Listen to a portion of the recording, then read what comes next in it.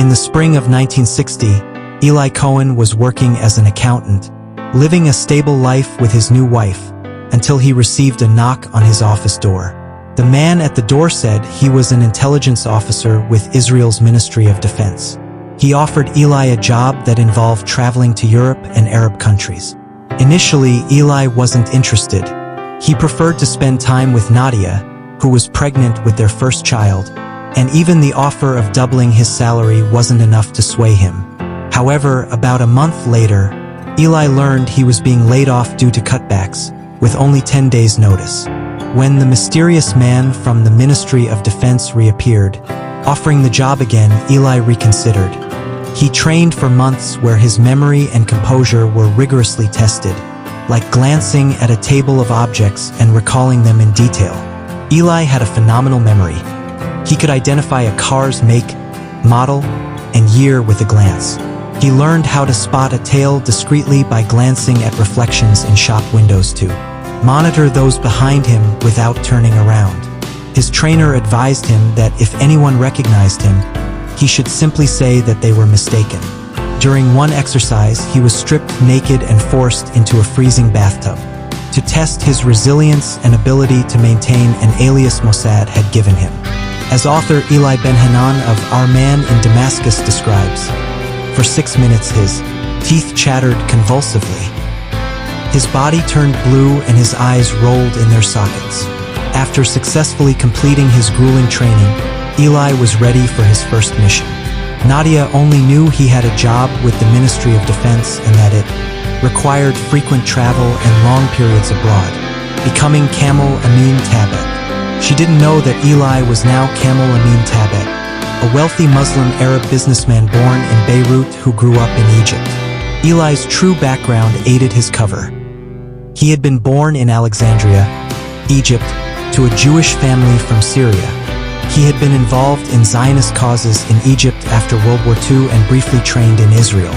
But in 1956, after the Suez Crisis, when the Egyptians seized control of the Suez Canal, leading Israel, the UK, and France to invade, Eli and many other Jews were expelled and he moved to Israel, a spy in Argentina. In 1961, Eli's first mission as an Israeli spy took him to Buenos Aires, Argentina, home to a large Syrian community. He immediately began learning Spanish with a private instructor to make his backstory of spending years doing business in Argentina convincing. He became a regular member of an Arab social club, where he mingled with members of the Arab Muslim elite. Eli knew how to charm them. He knew how to make people feel important, a skill that worked to his advantage.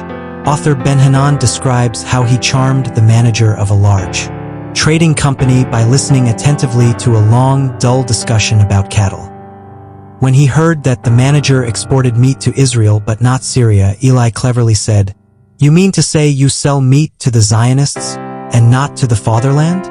Aligning himself with Arab nationalist sentiments made his cover more convincing. Through a connection with the trading company manager, infiltrating Syria's military elite, Eli was invited to a birthday celebration at the Syrian embassy, where he was introduced to General Amin El-Hafez, the military attaché at the embassy. General El-Hafez was one of the leaders of the Ba'ath party in Syria, working against Egyptian President Gamal Abdel Nasser. Although Nasser promoted Arab unity, Ba'athists felt he was prioritizing Egypt's interests and sidelining Syria's. They also viewed him as too accommodating to the West. Eli sensed the general's ambition and flattered him, saying, "Why, General, everyone's saying you're one of the leaders of the party that'll put an end to Syria's inferiority." The remark had the desired effect. Author Ben-Hanan described how El-Hafez's face lit up. Impressed, the general invited him to his office, sharing hints of his political plans, that his party would soon come to power. Israel was wary of the Ba'ath party's rise due to its strong Arab nationalist and anti-Israel stance. Eli listened carefully to every detail and reported back to Tel Aviv each morning. He translated his intelligence reports into numerical codes, using a codebook written in invisible ink. Each coded message was recorded on tape, and he used a transistor radio. with a hidden transmitter to broadcast the message over a secure frequency. To maintain secrecy, he used a chemical mixture to destroy the codebook after each use. In January 1962, Eli was reassigned to Damascus, Syria, under the guise of a wealthy businessman eager to invest in his beloved homeland. He rented a luxurious villa not far from Syrian army headquarters. Eli gained unparalleled access to Syria's military elite, thanks to the parties he was invited to and the ones he threw. He befriended George Salem Saif, an announcer and director of radio. Damascus, the official broadcasting service of the Syrian government, exposing military secrets. Through George, he met Colonel Salim Khatun, who revealed that the Ba'ath party planned a military takeover. Page 66. Colonel Khatun shared sensitive information with Eli about the vulnerabilities along the border between Syria and Israel. He described a hidden network of underground passageways, secretly occupied by hundreds of Syrian soldiers, ready to launch attacks from concealed positions. He even invited Eli on a tour. On the tour, led by Lieutenant Maazi Zahir Adin, Eli saw how the Syrians held a strategic advantage from their elevated positions in the Golan Heights, giving them a clear view of Israeli territory below. The lieutenant even showed him a map detailing where fortifications would be built in the area. Though Eli couldn't photograph the map, his remarkable memory enabled him to retain every detail, and he transmitted all that he learned to Tel Aviv the next morning. But even the best spies have close calls.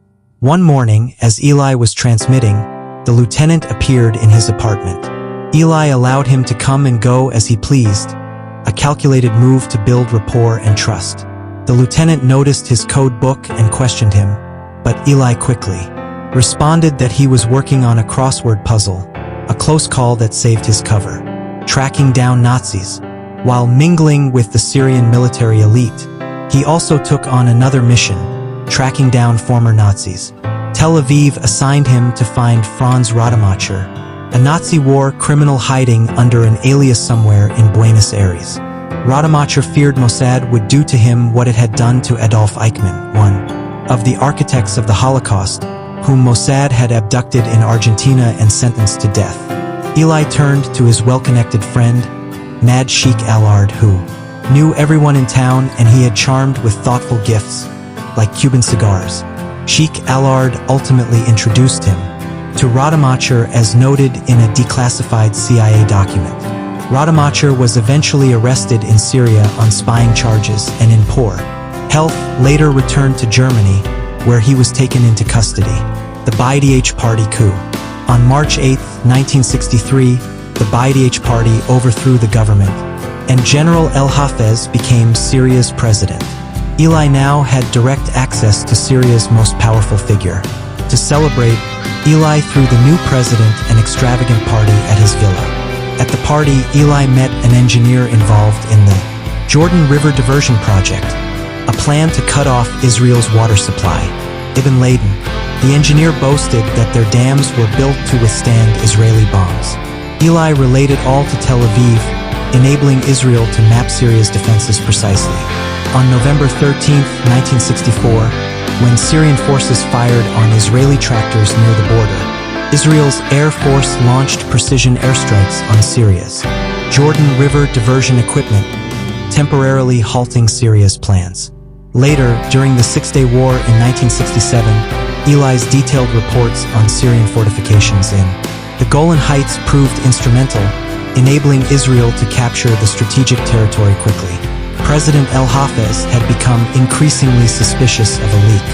After returning from an urgent kidney operation in Paris, he noticed that Israeli radio broadcasts detailed every aspect of his trip. To confirm his suspicions, he held a secret meeting with top officials, forbidding them from sharing details with anyone. Soon after, he tuned in to Israel's Arabic broadcast and was shocked to hear the details. He realized the leak was likely through radio transmission sieves. The information was broadcast so quickly. Around this time, Eli returned to Israel on leave. He told his Syrian friends that he was on a business trip abroad. He reunited with Nadia, his two young daughters, and a son who was born during his visit. But it wasn't long before he had to get back to work. Eli promised his wife he'd soon be home for good when his contract with the Ministry of Defense ended in May 1965. But that day would never come. On January 24, 1965, security agents burst into Eli's apartment as he was broadcasting to Tel Aviv the capture of Eli Cohen. According to Israel, his transmissions had been intercepted and traced by Syrian intelligence. The security agents forced Eli to send false information to Israel. The Syrian army is in a state of alert, but Eli transmitted the message at slower speeds, so Tel Aviv would understand that he had been captured. President El-Hafez staged a show trial with the outcome already determined. On May 8, 1965, Eli Cohen was sentenced to death for espionage. Nadia listened to the radio as Eli's sentencing was broadcast. Author Ben Hanan describes her reaction. With the last of her strength, Nadia Cohen pounded the radio in front of her. Her fists smashed the glass and hurled the radio to the ground. Then, with a hysterical scream, she rushed at the windows and smashed all the window panes one after the other. Eli's brother rushed to her side to comfort her. Syria rejected Israel's offer to exchange him for 10 Syrian spies and millions in aid and supplies. Eli's plight garnered sympathy and support across the Western world. Canadian Prime Minister John Diefenbaker begged the Syrian president to reconsider. The Pope sent a personal note to President El-Hafez. Yet nothing would change his mind. He felt betrayed by a man whom he considered a close friend. El-Hafez personally interrogated Eli and was shocked to discover Eli wasn't Muslim. He had trouble reciting the opening chapter of the Quran, one of the most important verses in Islam. He was stunned to realize Eli was Jewish. Before his public execution, Eli was permitted to write a letter to his wife and children. To my dear Nadia and my dear family, I am writing you these last words. My beloved Nadia, take care of yourself and our children. Look after them, care for them, and give them the best education possible. You are free to remarry to give our children a father. I am begging you not to mourn for the